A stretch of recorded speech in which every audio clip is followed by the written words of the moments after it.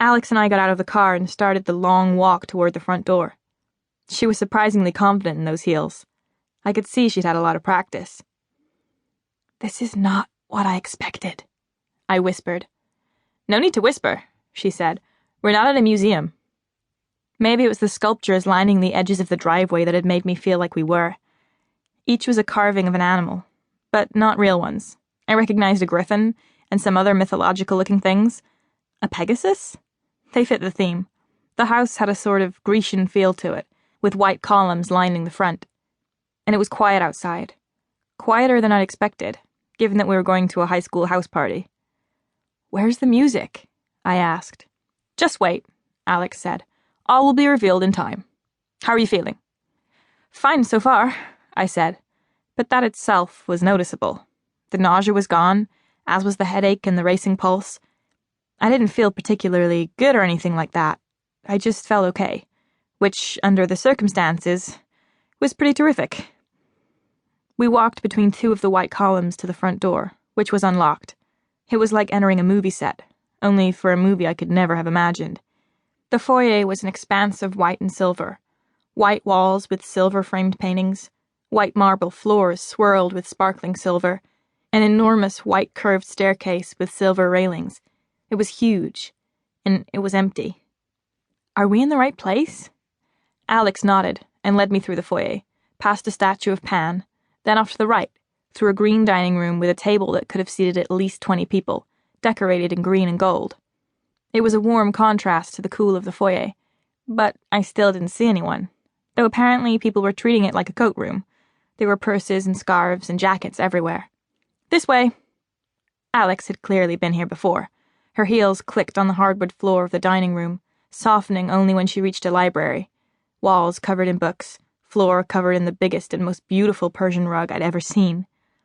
In the back of the room was a glass door that led outside. That's where everyone was.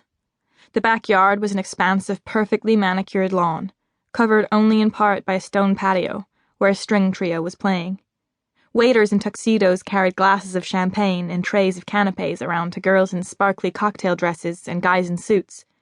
I didn't immediately recognize anyone because they all looked so different from how they did at school. But after a while, my brain started making the necessary connections.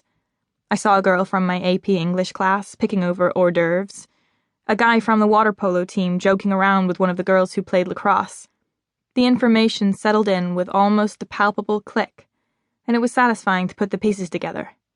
It was the same feeling I got when I checked my work in calculus, or when I figured out the clue in a logic puzzle that opened up the whole thing.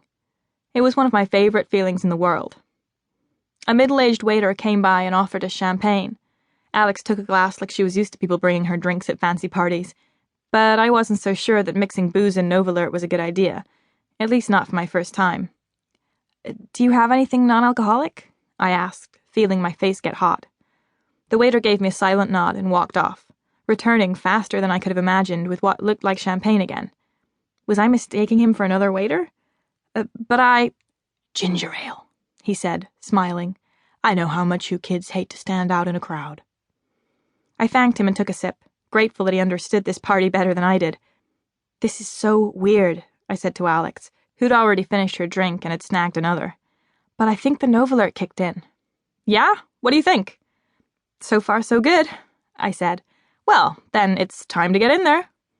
She grabbed my hand and pulled me off the patio onto the grass, where most of the kids were hanging out in small groups, talking. She stopped by a group of 3 guys who were standing near a statue of what appeared to be a Greek god. What was with this house and all the statues anyway? I recognized 2 of the 3 guys. Neither was in my classes, so I wasn't sure where I'd seen them before, but the third looked totally unfamiliar to me. The first thing I noticed about him was his eyes, which were super dark, almost black, the same color as his hair. The second thing I noticed was that I had to look up to see them, which was surprising given how high my shoes were. The third thing I noticed was that he was hot. I hadn't thought that about anyone for a really long time. "You made it," the cute guy said, and gave Alex a hug. My heart sank a little. He was probably the prospect. "And you brought a friend, I see. Nice." He had an English accent, which was pretty much the sexiest thing I'd ever heard. Alex had good taste.